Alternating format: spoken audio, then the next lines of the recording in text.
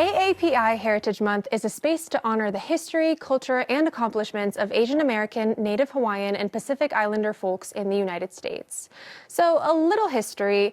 A resolution to celebrate an Asian Pacific Heritage Week in May was first introduced in 1977 by U.S. Representatives Frank Horton and Norman Mineta, who was also the first Japanese American to serve in the U.S. cabinet. The first official week-long celebration was in 1979 until President George W. Bush designated May as Asian Pacific American Heritage Month in 1992. Now, Joey, I think we should celebrate all our communities all of the time, but why is something like AAPI Heritage Month important?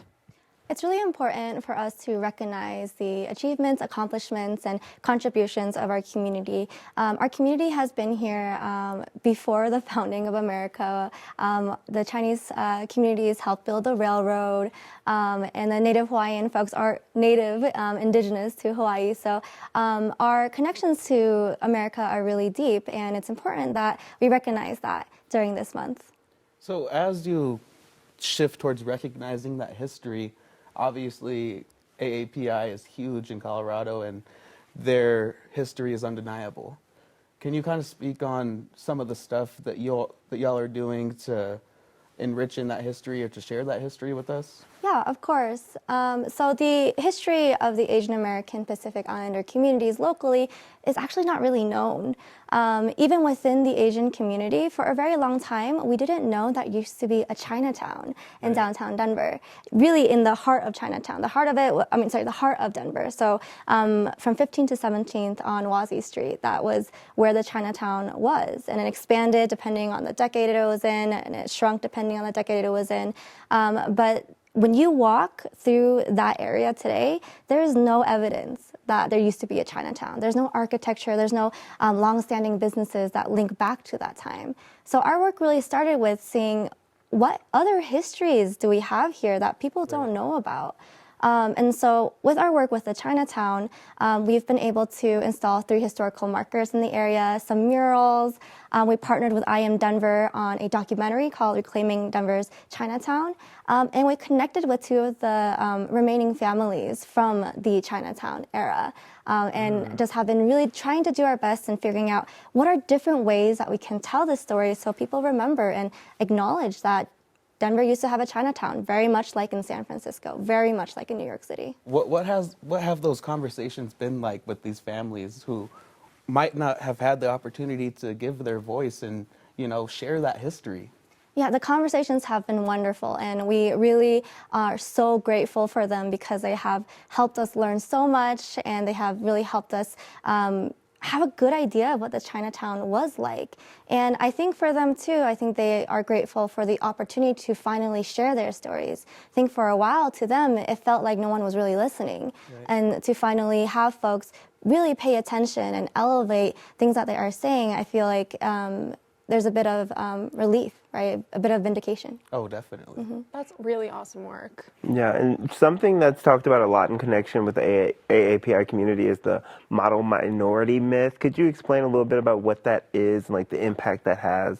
Yeah, for sure. I could talk about this forever. So I teach sometimes, and I do a whole section on this. But the model minority myth is this idea that Asian Americans are, all of them are wealthy, they're smart, for some reason inherently good at math, which I never was, and docile. And this really became a popular stereotype around the 60s. And you might be saying, oh, well, it's not a bad stereotype. It sounds pretty good. Like, why wouldn't you want to be considered those ways?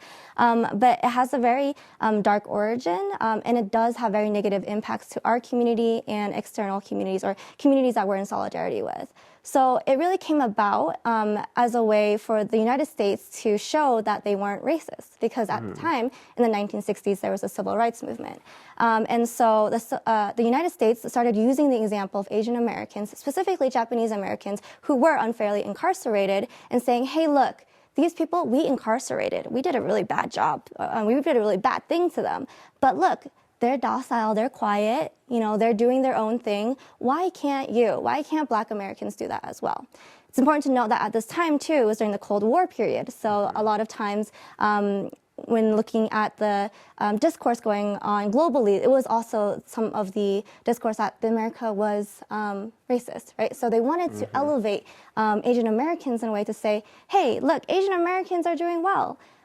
And at this time, we also see the H-1B visa start. So we did start seeing more migration from Asia, but from folks who are already professionals, so like doctors and engineers. So folks that were coming in were, in some ways, already well accomplished. The reason why it's still a negative thing today is that it is continue to be used the same way to put down other minority groups. And at the end of the day, it's not true. As much as we would like to say, yes, all of us are inherently smart, it's not true. Especially when we're looking at some of the recent migrations of Asian American folks, a lot of who were refugees. They don't come in here with a lot of money. They come in here absolutely with nothing sometimes, right? And that is a difficult struggle to have to build their communities from the ground up. And we also see within the racial categories that the United States has, in the Asian category, there is the highest wealth disparity as compared to any other category.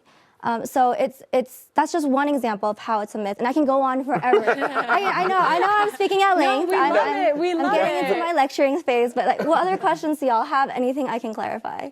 I mean, I can talk about this all day. I really could, but I just need you to add Mythbuster to your resume. Mythbuster, I like that. Really, Mythbuster, you yeah. really I like ate up that explanation. We really hope to have you back soon. But for people that want to learn more, they want to see more of your projects, where can they go to find out? Where can they visit you guys? Yeah, so we are on Instagram and we are on Facebook and we have a website. Our website is coloradoasianpacificunited.org. And then we also have a community calendar for exciting things that are going on in this month, and not just events hosted by my organization, but a lot of other great Asian American and Pacific Islander organizations. And I believe that y'all have that link, and maybe you can put it on the screen. We definitely will. Thank you so much for coming and chatting with us and sharing all of these events that people can go to celebrate this AAPI Heritage Month. Thank you so much. Thank you. Yeah, Jody. thanks for having me. I really course. appreciate it. Of course.